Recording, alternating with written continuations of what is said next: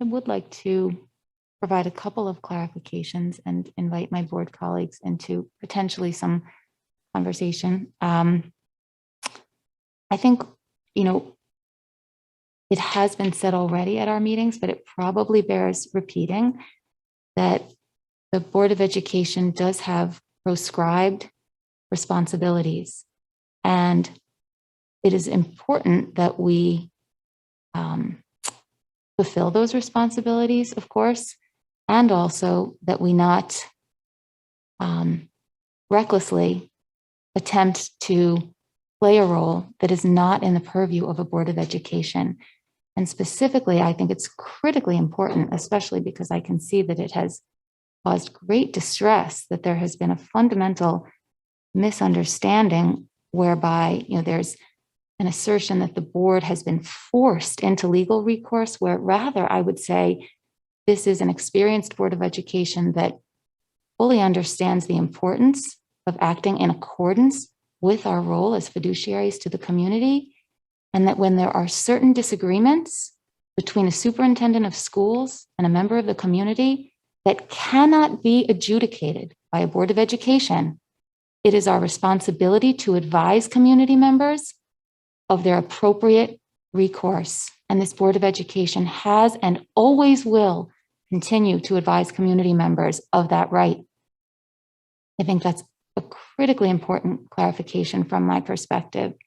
I think we heard other comments tonight that also indicate to me that we have community members who appropriately, why would it be their responsibility to really know and understand the role of a board? So for example, the notion that we are all educators. I feel a need to clarify that I don't think any of us are educators. It is a Board of Education's responsibility to hire a superintendent of schools who is our chief executive educator and officer. And I would like to invite my board colleagues to share with me your perspective and to help me to reflect on a concern that I have with regard to our meetings. As the board is aware, I don't have any unique privileges as the board president. I have a couple of responsibilities, one of which, by the way, is not to write an opinion piece. And I didn't, as you know, write an opinion piece. I responded to a journalist who sought clarification on a board's decision, and it sounds like it got turned into an opinion piece. So apologies. I think the board's aware that was not something I authored or intended to author as an opinion piece. That being said, it is my responsibility to preside over these meetings and to make sure that these are the meetings that you wish to have and that set you up to fulfill your role as fiduciaries, as trustees of the school district, and to conduct the business of the school district. And as we plan for our board meetings in 2022, based on guidance from the state and our own experience of board meetings, and because I think it's important to observe that we're actually seeing an evolution in a practice, I would like to invite some conversation around whether this would be a juncture where we should agree that we are no longer suspending normal practices and procedures for our meetings, including public comment. We, the elected trustees working together as the Board of Ed, have a mandate from our community. We have a unique mandate and a responsibility on behalf of all Katona-Lewisboro school children to maintain a working environment at our meetings that is conducive to performing the work of the school district, discharging our obligation to conduct business, and also to recruiting and retaining good volunteer board members, an effective superintendent who attracts and retains other high quality administrators and staff members to Katona-Lewisboro, on all of whom we and all of our constituents depend daily to educate our children. And I am concerned that we have approximately functional equivalent 7 community members or so who we welcome their feedback. We welcome all community feedback. We want to hear from our community in person, but it is the responsibility of the Board of Education, from my perspective, to represent our community effectively here at the board meetings.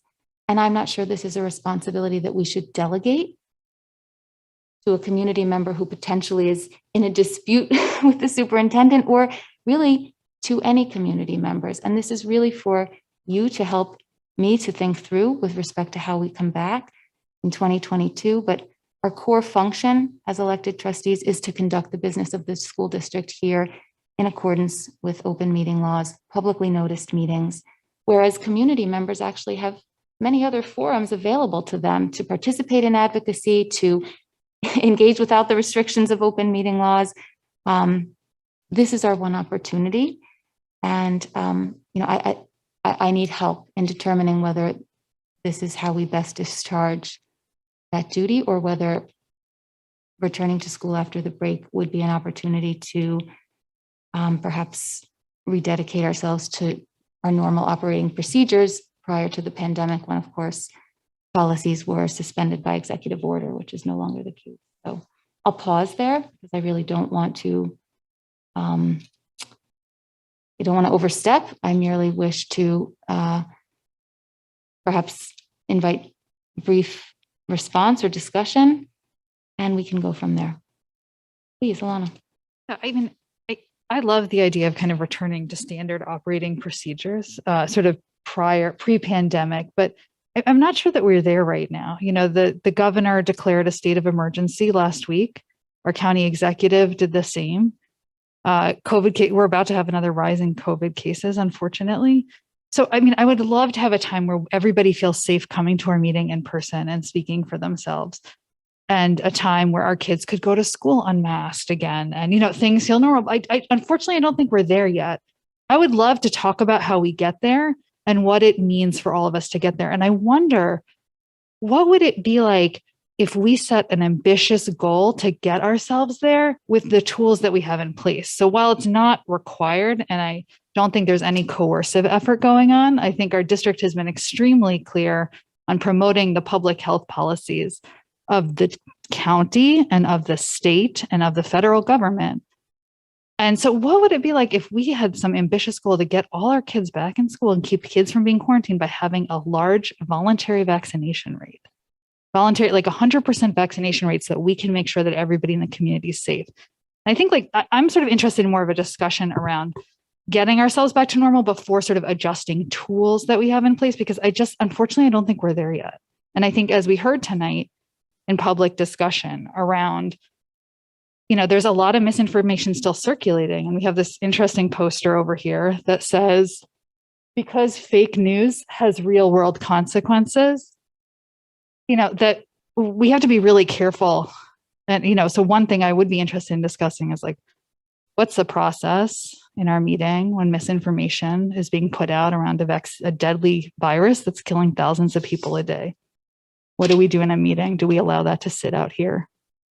That's what I'm interested in talking about that. But I don't know that we should adjust the meetings. And as I said in a prior, our format of our meetings, and as I said early on, I hope we're not getting back to this, but I'm always a proponent of allowing people to participate in the meetings in the way they can. And as somebody who has young children, before I was able to make the commitment and adjust my schedule to come to these meetings, it was hard for me to come to meetings in person. I love that we're streaming meetings. I would be probably on the other side of maybe of my colleagues.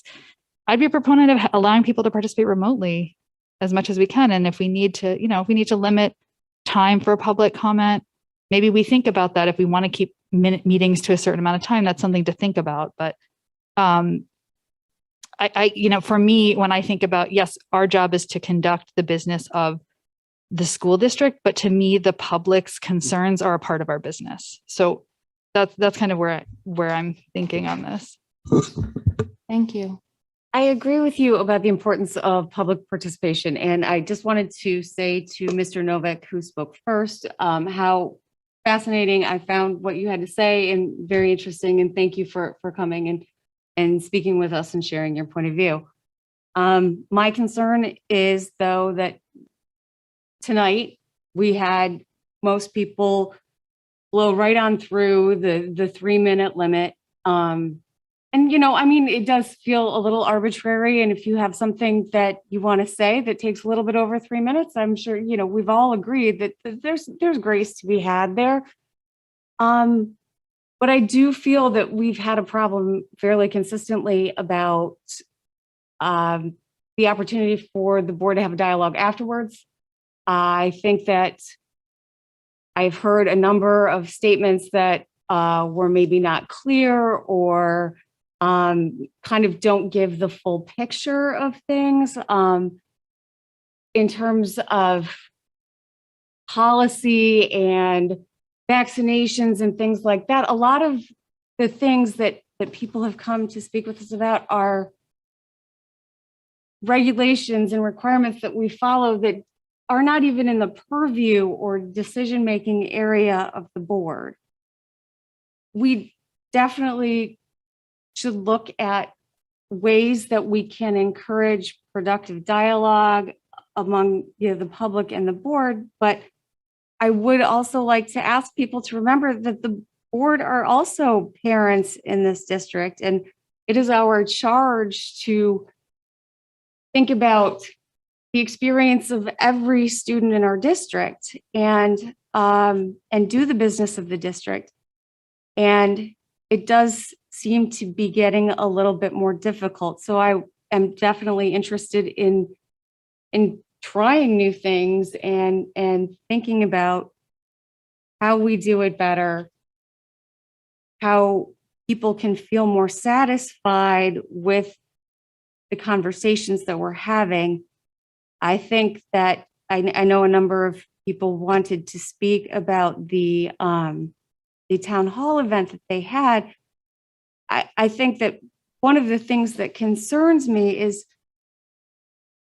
we couldn't go as a board because we can't really have smaller segments of the entire community dictating when we have a board meeting and just convening the school board to talk about the issues they want to talk about, because then we become vulnerable to any special interest group deciding they can convene a school board meeting, and then I just don't know how anything gets done.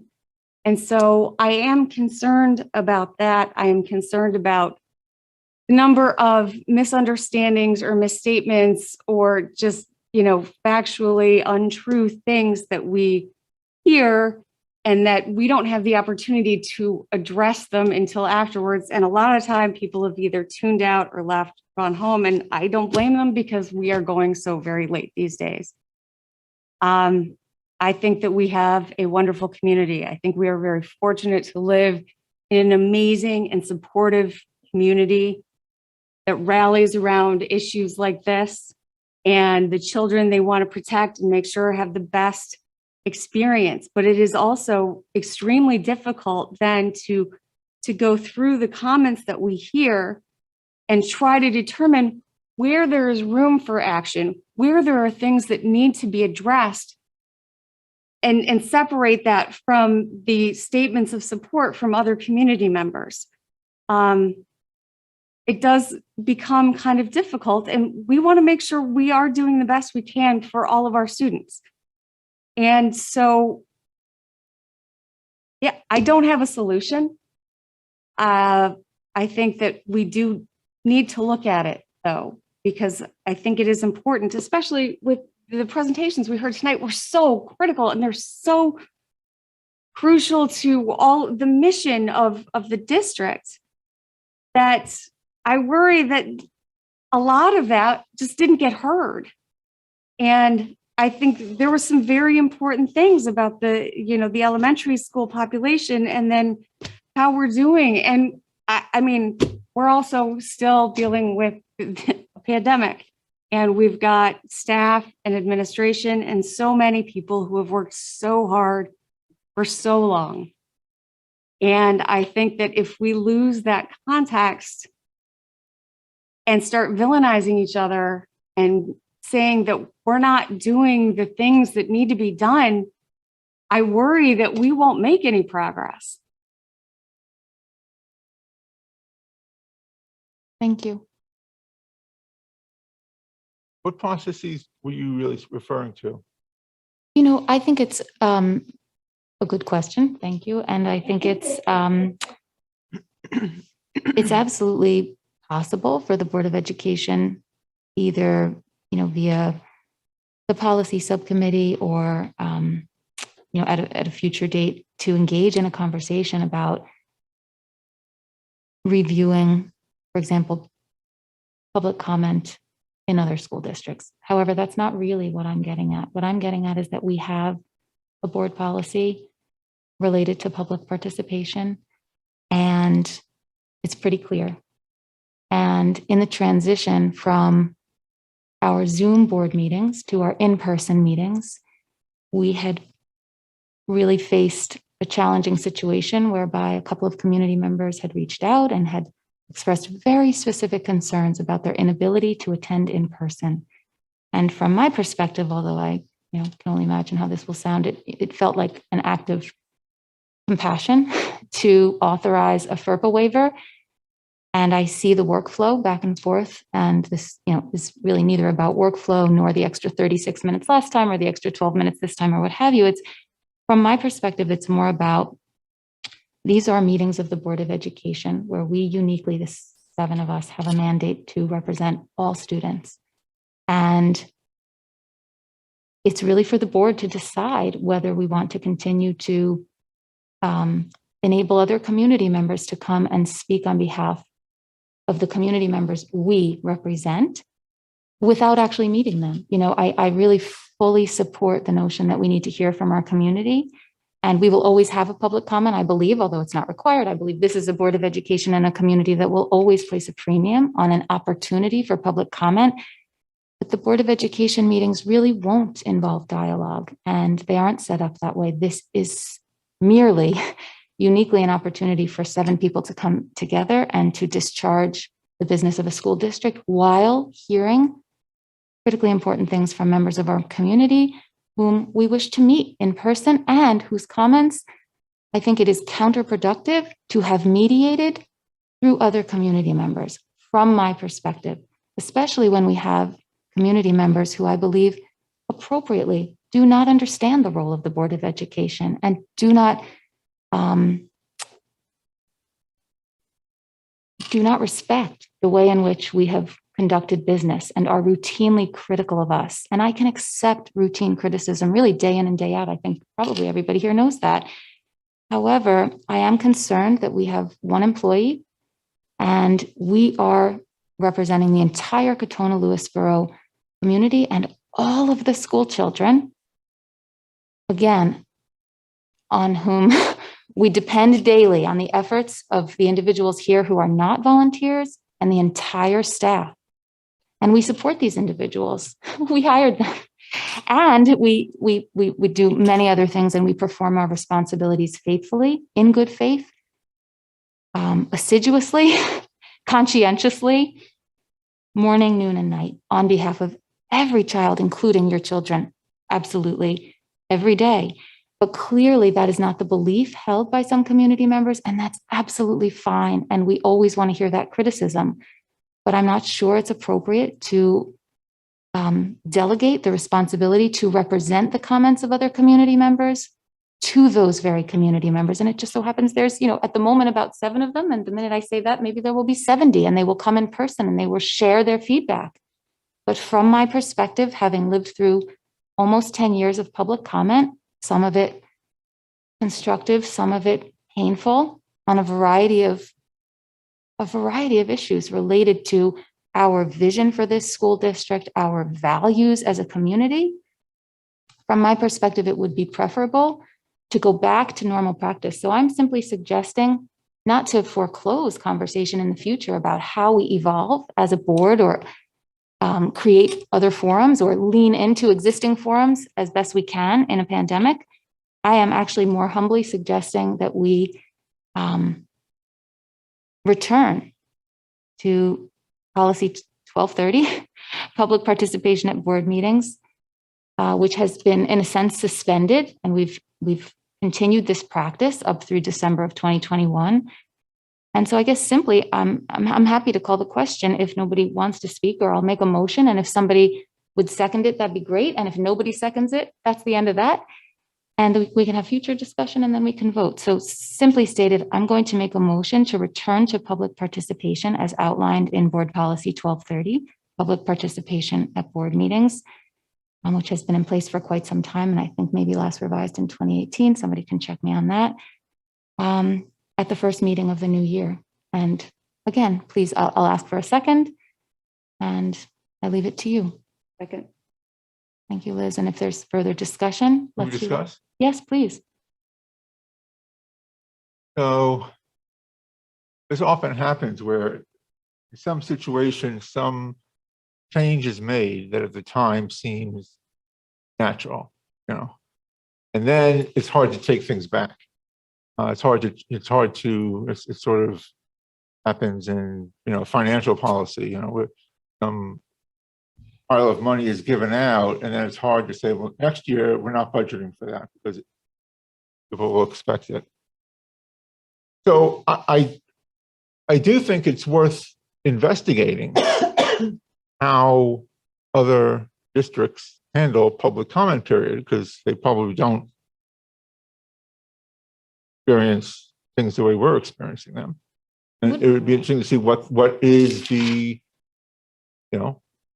usual practice. It doesn't mean we have to follow necessarily, but I would be curious, what is the usual practice around those things? And if you are asking, and perhaps you're not for tonight, but I would be happy to share with you that I am regularly in contact with board presidents from many other districts in Westchester. As you know, I serve on the board of the Westchester Putnam County School Board Association.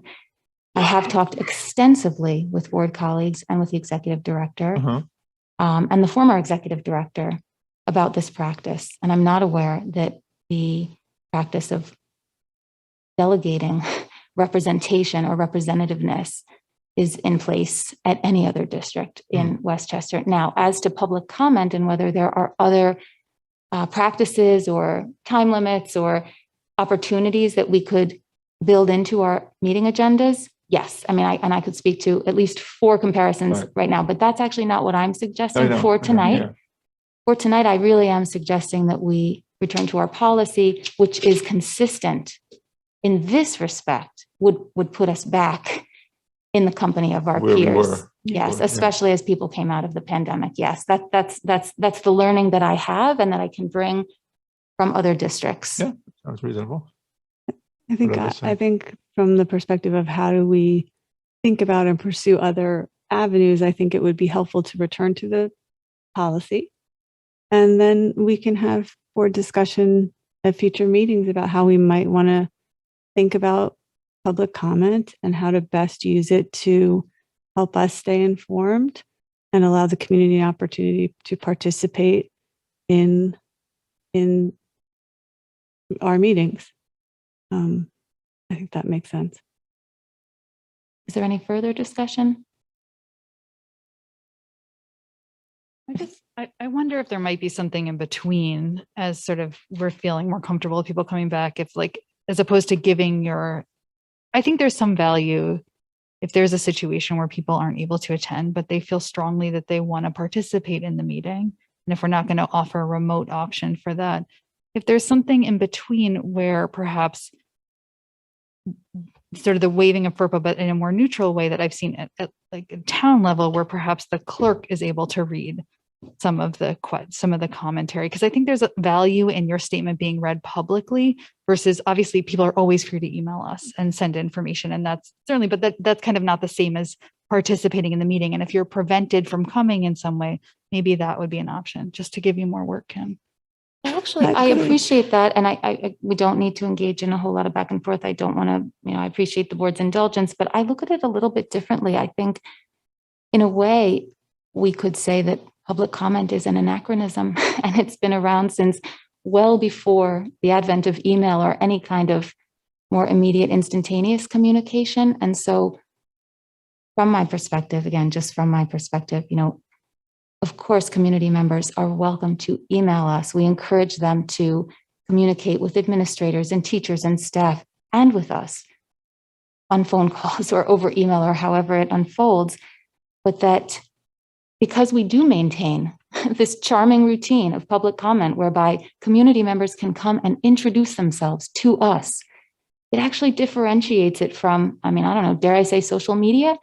And that's the point. I want to meet these folks. I want to hear their criticisms. I'm not uncomfortable with the comment, and I welcome public participation at our meetings, but I have a concern, which I really have tried to express as best I can. And, I'll pause if there's future discussion. And if not, then we can vote. All in favor, please say aye. Aye. Aye. All opposed, please say nay. Nay. Thank you. The motion carries.